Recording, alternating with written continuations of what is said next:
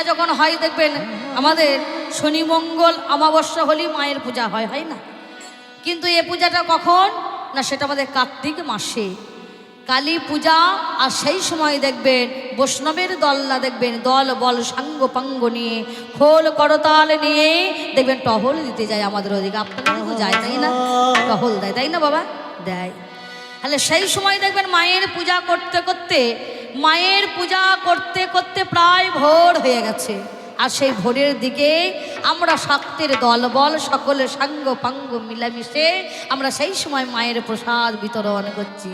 আর এমতো সময়ে বৈষ্ণবের দাদারা তারা কি করেছে গো, ওই মায়ের মন্দিরের সামনে দিয়ে খোল করতাল নিয়ে তারা আমরা চলে যাচ্ছে, তাই না? আর কি বলছে গো, ভজ গৌরাঙ্গ নহ গৌরাঙ্গ কহ গৌরাঙ্গের রাম রে, ভজ গৌরাঙ্গ লোক গৌরাঙ্গ কহ গৌরাঙ্গের নাম রে, ভজ গৌরাঙ্গ লহ গৌরাঙ্গ লহ গৌরাঙ্গের নাম রে, ভজ গৌরাঙ্গ কহ গৌরাঙ্গ কহ গৌরাঙ্গের নাম রে, ভজ গৌরাঙ্গ কহ গৌরাঙ্গ কহ গৌরাঙ্গের নাম রে।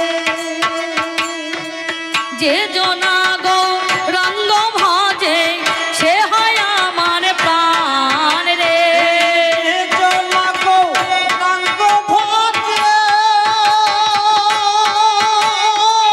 সে হয় আমার প্রাণ রে, ভজ গৌরাঙ্গ কহ গৌরাঙ্গ কহ গৌরাঙ্গের নাম রে, ভজ গৌরাঙ্গ কহ গৌরাঙ্গ কহ গৌরাঙ্গের নাম রে।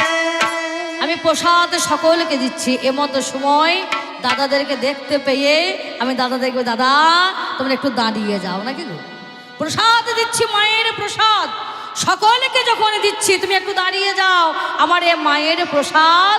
ও দাদা তুমি আমার হাতে তোমার হাতে নেবে তুলে, হাতে হাতে নেবে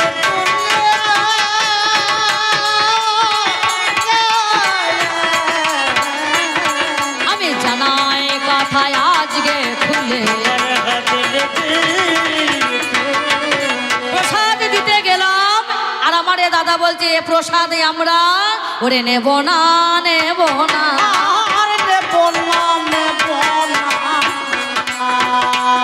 প্রসাদ নেব না নেব না,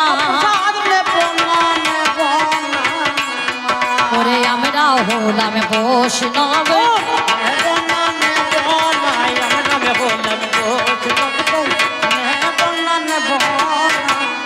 আমি বলছি প্রসাদ নাও আর এ বলছে প্রসাদ নেব না। এই জায়গায় আজকে আমাদের গানের তর্ক আর বিতর্ক। এ প্রসাদ নেবে না কেন, আর এ বলছে না প্রসাদ নেব না। তোমার মায়ের যে পূজা তোমরা দিয়েছো এই মায়ের পূজাতে মায়ের প্রসাদে রক্তের ছিটে লেগে থাকতে পারে নাকি গো, বলছে না যে প্রসাদ তাই আমরা নেব না, আমরা বৈষ্ণব। প্রসাদ বলে কাকে, বলছে প্রসাদ বলে কাকে, যে প্রসাদ তুমি দিতে গেলে রক্তমাখা প্রসাদ, এ প্রসাদ বলে কাকে? মায়ের কাছে নিষ্ঠা ভক্তিরই দ্বারায় আমরা ফল মিষ্টি মিষ্টান্ন নিয়ে গিয়ে মায়ের কাছে নৈবেদ্য সাজিয়ে আমরা মায়ের চরণ তলে আমরা নিবেদন করি, করি না ও বাবা? আমরা করি না? যেটা আমরা নিবেদন করি আর সেটাই আমাদের আমরা প্রসাদ ভেবে আজকে আমরা মায়ের সেই প্রসাদ ভেবে আমরা সকলে সে প্রসাদ হাতে তুলে নিয়ে আমরা সবাই দেখো আনন্দে খাইব,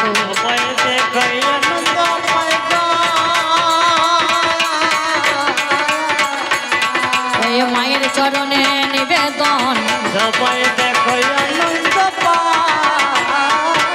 আমায় বলতে বলতে আর এক কথা,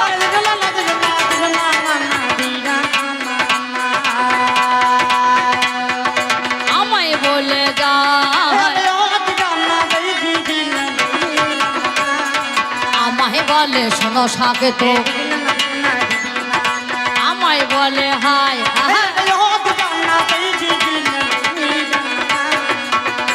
বলে মায়ের ছেলে হলে তোমরা যদি ছেলেকে ডাক দি, আমরা ছেলের মুখে কিছু গন্ধ পাই দেখো, ছেলেদেরকে ডাক দিলে মায়ের সন্তান যারা, বাচ্চাদেরকে ডাক দিলে বাচ্চাদের মুখে আমরা কিছু গন্ধ পাই। কি গন্ধ? যাকে বলা হয় মাখন মাখন গন্ধ, দই দই গন্ধ, দুধ দুধ গন্ধ, তাই না? বলছে তোমরা শাক্তের দল প্রসাদ দিতে এসেছো, আর তোমাদের মুখে দেখতে পেলাম একটা দুর্গন্ধ। তা দাদা দুর্গন্ধ দেখবে না? আচ্ছা, তোমাকে প্রসাদ দিতে গেলাম হাতে করে, তুমি দূর থেকে তোমাকে প্রসাদ দিচ্ছি, আর তুমি ওই দূর থেকে মাথা নাড়ছো প্রসাদ নেবো না নেবো না করে। আচ্ছা, তুমি কি আমার মুখে মুখ লাগিয়ে কি আমার মুখে গন্ধ শুকেছ? আমার কাছে কি এসেছিলে, না কোলাকুলি করেছিলে, না মুখে মুখে চুম্বন করেছো যে আমার মুখে গন্ধ তুমি পেয়েছো? কে গো? ও তো দূর থেকেই বলছে নেবো না, কাছেই তো এলো না। আগে কাছে এসো, আগে আমার কাছে এসো ভাই বলে একটু জড়িয়ে ধরো, কোলাকুলি করো, তবে তো বুঝবে আমার গায়ে গন্ধ আসছে না আমার মুখে গন্ধ আসছে। ওই দূর থেকে তুমি এই গন্ধ পাও কি করি? আমার সন্দেহ আছে। তবে আমার মুখে যে গন্ধ উঠছে, এ গন্ধ আমার মনে হয় দাদা তোমার মুখে উঠছে নাকি গো? কারণ ভোরবেলা মায়ের পূজা করতে করতে ভোর হয়ে গিয়েছে, আর ভোরবেলা তো আমরা তো তখন কেউ এখন মুখ ধুইনি, ব্রাশ করিনি, করেছি? আমরা দেখবেন রাত্রিবেলায় দেখবেন খাবার দাবার যে যা করে, খাক না খাক, উপোস করুক যাই করুক, সকালবেলায় দেখবেন কি করে, ব্রাশ করে, মুখ পরিষ্কার করে, করে না মা? ও করেন তো? তাহলে ভোরবেলা পুজো হয়ে গেছে, পুজো হতে হতে ভোর, প্রসাদ দিচ্ছি সে সময়, তখন আমার গায়ে একটু মুখে একটু গন্ধ এলু আসতে পারে না, আসার কি আছে? তখন তো আমি বাসি মুখ ধুইনি। আর যে মুখে গন্ধ বলছো সে গন্ধ দেখতে গেলে তোমারও আছে, তুমি মুখ ধুয়েছো তো ভালো করে দাদা? তুমি মুখ ঠিক করে ধুয়েছো তো? কি গন্ধ তুমি আমার মুখে পাও? তবে যে কথা ইঙ্গিত করো তুমি দাদা আমি শুনতে পাই,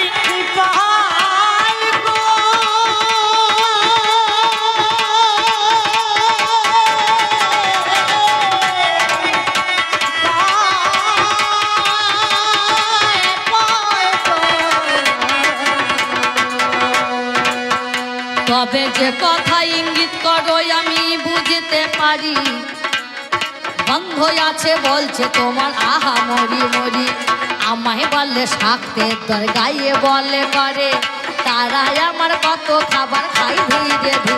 দাদা জানো না দাদা, দাদা তুমি তো বোঝো না, উপোস করে আছি দেখো তুমি কি শোনো না, এমন কোনো খাবার আমি গ্রহণ নাহি করি যে আমার মুখে গন্ধ তুমি পাচ্ছ বলে। আমি সারাদিন মায়ের পূজা নিয়ে ব্যস্ত আছি, মায়ের আরাধনা নিয়ে ব্যস্ত আছে, তাই না? মায়ের নির্বিচার, আচার নাকি বলছে না, দিব্যাচার, তাই না? বলেনি যে দিব্যাচার নির্বাচার? আহা, মায়ের আমরা যখন আচার করি, মায়ের যখন আমরা 500 আচার বলছে, আচার 500 আচার, তাই তো? দিব্য আচার কাকে বলে? আচার। যত কথাই উচ্চারণ করুন না কেন, তার মাঝখানে একটা আমাদের শব্দ ভেসা আছে, যাকে বলা হয় 500 আচার, আচার, দিব্যাচার, তাই না? এই আচার, এই জিনিসটা কি দেখবেন, মায়েরা যেমন বলে সকালবেলায় ছেলে মেয়েদেরকে আচার শেখ, বিচার শেখ, নইলে ঘরে লক্ষ্মী দাঁড়াবে না, তদ্রূপে মায়ের আমরা যে আরাধনা, মায়ের যে আমরা 504 নির্বিচার আমরা দিব্য আচার করতে গেলে দিনের বেলায় আচার করতে যাই, আমরা যখনই মায়ের কাছে যাই না কেন, সে শুদ্ধ বস্ত্রে সে আচার আমরা যদি সর্বক্ষেত্র না শিখি, তাহলে মায়ের কখনো পূজা হতে পারে না। সেই আচারটা কি আচার? ভক্তির প্রেমারস মিশ্রিত করে সেই ভক্তিকে আমরা আমাদের যা কিছুই আছে আত্মনিবেদন করি মায়ের সেই চরণাতলে, তাই না? মায়ের চরণের তলে আমরা নিষ্ঠা ভক্তির দ্বারাই 500 নির্বিচার নির্বিধার আমরা সেই আচার দিয়ে আমরা মায়ের চরণে নিজের আত্মকে আমরা আজ মায়ের চরণে নিবেদন করি। দাদা, এই আচার যদি কারো মনের মাঝখানে জাগ্রত না হয়, তার দ্বারাই কখনো মায়ের পূজা, মায়ের কাছে তার চরণে তলে দেখো যাওয়া ওরে হবে না, হবে না, যাওয়া হবে না, হবে না। হবে না হবে না হবে না হবে না আমার বৈষ্ণবে কেন বোঝো না হবে না হবে না হবে না হবে না তবে শোনো শোনো বৈষ্ণব ভাইয়া তোমার কাছে গায় তোমার কাছে গাই তুমি বললে কথায় আসর মাঝে শুনিলাম হেথায় শুনি তবে বলতে বলতে আর এক কথা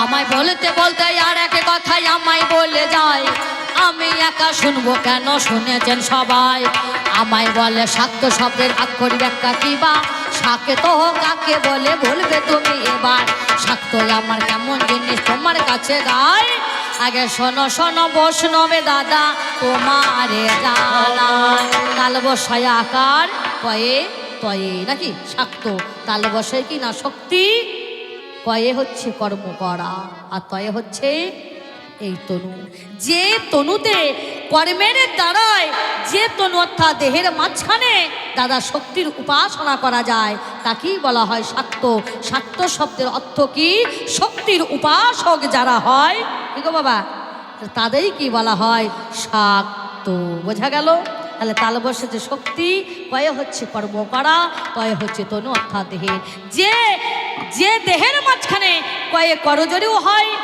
যে করজোরে কর্ম করা হয় আমার সেই মায়ের নাম গুণগান গাওয়া হয় এই দেহের মাঝখানে আমাদের করজোরে যে জনা শক্তির উপাসনা করতে পারে তাকেই বলা হয় শাক্ত দাদা বোঝে না দাদা বোঝে না বোঝে না দাদা বোঝে না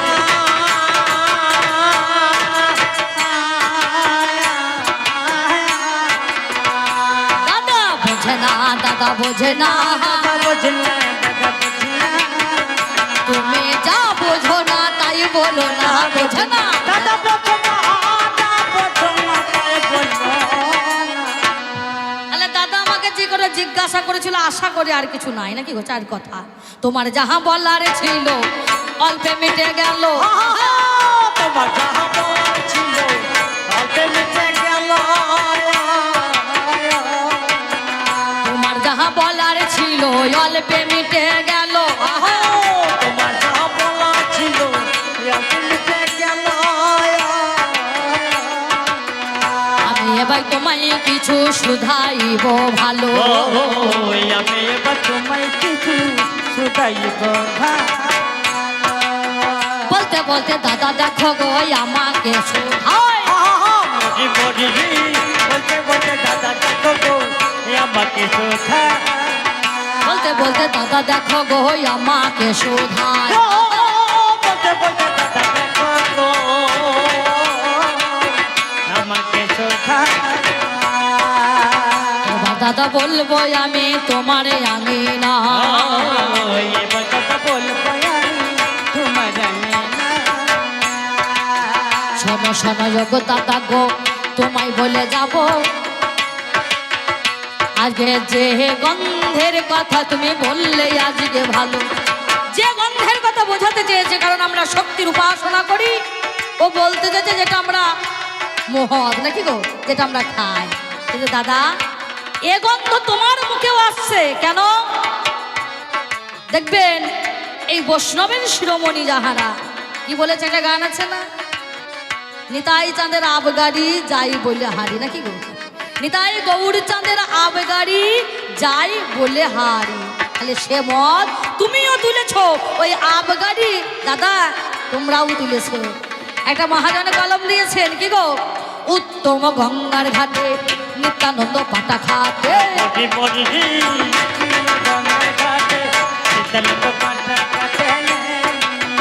উত্তম গঙ্গার ঘাটে নিত্যানন্দ পাঠা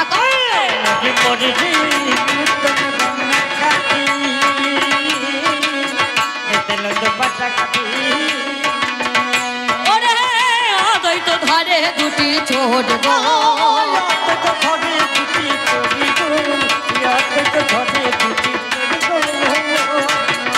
যত সবে নেড়া নেড়ি ভুড়ি নিয়ে কারা কারে যত সবে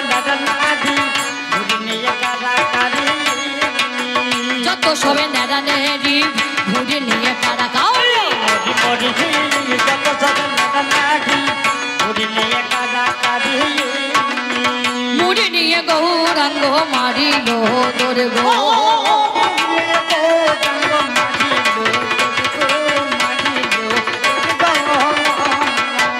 দাদা তোমরাও তো পাঠা কাটো দাদা তোমরাও তো পাঠা কাটো ওই আবগারিতে মদ তো জয় কালী জয় জয় কালী যে গন্ধের কথা বলছো যে মাংসের কথা বলছো আমরা খাই আর না খেলে গায়ে শক্তি হবে না হবে না খেলে গায়ে শক্তি হবে না তাই আমি শক্তির উপাসনা করি শক্তিকে পূজা করতে গেলে তার উপাসনা করতে গেলে একটু যদি না খাবো নাকি গো একটু মদ খাবো না একটু মাংস খাবো না গায়ে শক্তি এমনি আসবে এখন দেখবেন বোতলে লেবেল করে দিয়েছে কি জেডি জেডি বলছে যেই হচ্ছে কি জম আর দিয়ে হচ্ছে দুয়ার যেই হচ্ছে জানুয়ারি আর দিয়ে তো হচ্ছে ডিসেম্বর জানুয়ারিতে ধরবে আর ডিসেম্বরে ভাই ছাড়বে নাকি যত খাবে জেডি ফুলবে গায়ের বডি আর তাড়াতাড়ি জম দুয়ার রেডি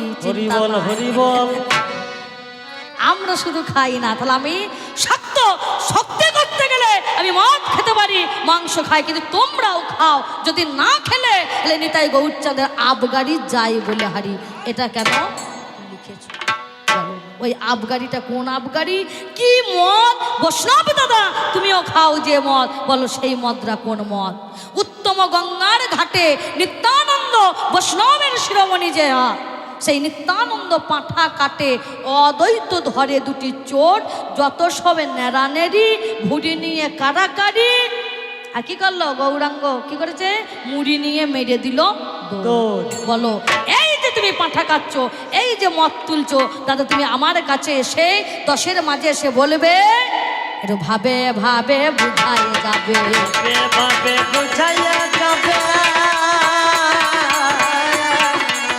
আচ্ছা শুনেবে বসে শ্রোতা দলে প্রথম নাম্বার কথা গেল দ্বিতীয় নাম্বারের কথা গো তোমায় বলে যা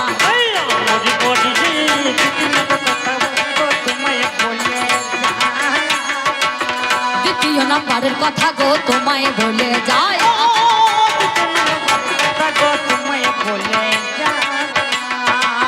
শোনো শোনো বৈষ্ণব তুমি মহতি সভা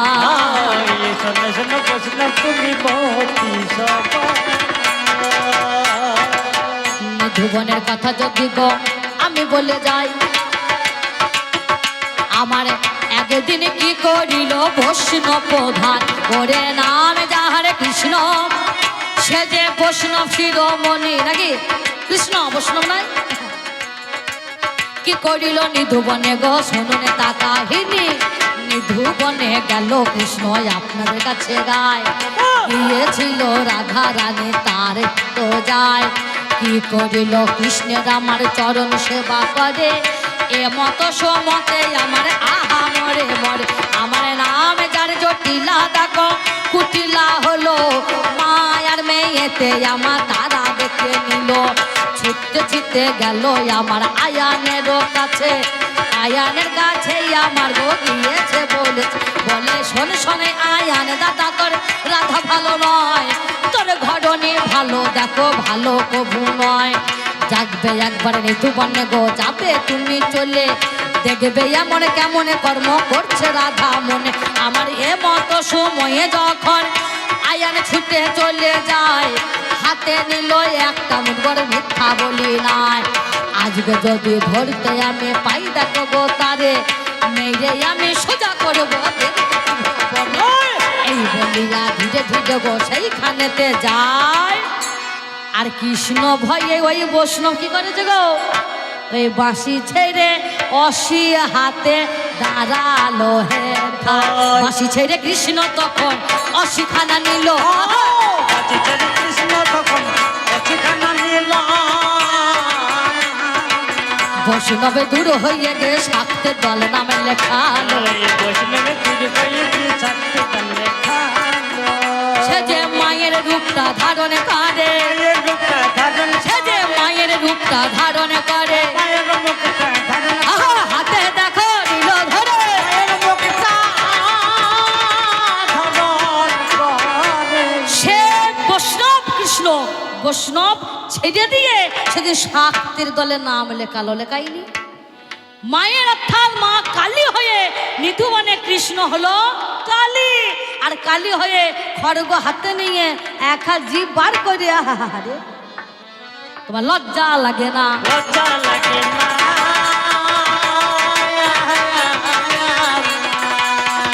বলো আজ দেখলে শোনা, লজ্জা লাগে না, লাগে না। বলো সেদিন তুমি নিধু মানে আজকে কালী অর্থাৎ শাক্তের রূপ ধারণ করে নিজের জীবন বাঁচালে কেন? তুমি যদি এতই তোমার ক্ষমতা থাকে। বোঝা গেল? দুটি কথা গেল। তবে শোনো শোনো আর এক কথা,